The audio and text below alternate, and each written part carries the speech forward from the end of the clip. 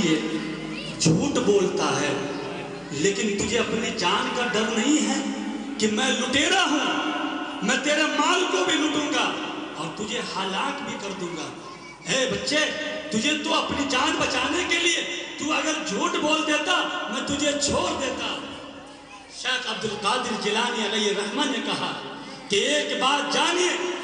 میں نے سچ اس لیے کہا ہے کہ جب میری ماں پڑھنے کے لیے مجھے روانہ کر رہی تھی کہ میری ماں مجھ سے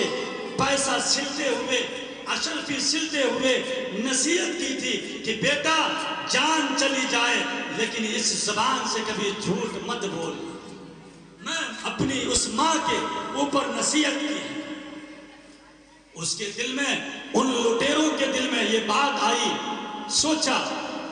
کہ یہ بچہ اپنے ماں کی اس بات پر، عہد پر قائم ہے، دائم ہے، لیکن میں بھی ایک انسان ہوں، میں بھی ایک انسان ہوں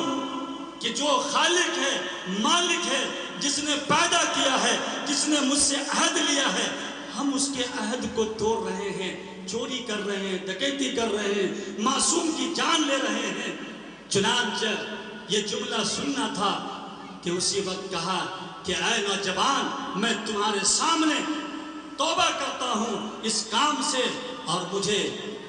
کلمہ پڑھا دے، اسلام میں داخل ہو جاتا ہوں۔ میرے بھائیوں، میرے بزرگوں اور دوستوں، میری ماں اور بہنوں، بہت سارے علماء کرام آپ کے سامنے آئیں گے اور اپنی اپنی قیمتی نصیحانہ کلام سے آپ کو مستفیض کریں گے۔ یہ چند جملے تھے،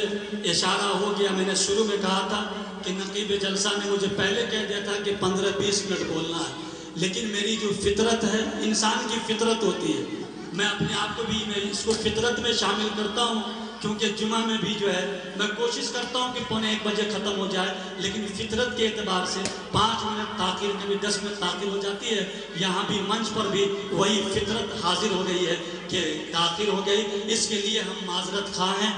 اور اللہ سے دعا گو ہیں کہ آج کی اس مجلس میں جہاں دعا ہوگی، اس مجلس میں خصوصاً ہمارے والد محترم قبلہ اور آپ سب کے ہر دل عزیز امام سابق حافظ عبدالرزاق صاحب مفتاحی رحمت اللہ علیہ کے لیے بھی اصال الثواب دعا کریں اور اس ملت کالونی کو رات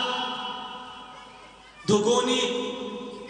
ترقی عطا فرمائے، یہ ملت کالونی پھولے اور پھلے، اور ساتھ ہی ساتھ جو بغل میں کوارٹرز ہے جس سے بہت ساری مدد ملتی ہے، ہماری مسجدیں بھی آباد ہیں، اللہ تعالیٰ اس کوارٹرز کو بھی آباد رکھے، وہاں کے لوگوں کو آباد رکھے، ہر فتنہ سے، شرور سے اللہ سب کی حفاظت فرمائے۔ اپنی باتوں کو ختم کرتا ہوں، کوئی بات اس زبان سے شان کے خلاف نکل گئی ہو تو اس کے لیے معذرت خواہ ہوں، اور جو باتیں صحیح حق نکلی ہے اللہ تعالیٰ اس پہ ہمیں اور آپ کو عمل کرنے کی توفیق عطا فرمائے۔ وآخر دعوانا ان الحمدللہ رب العالمین۔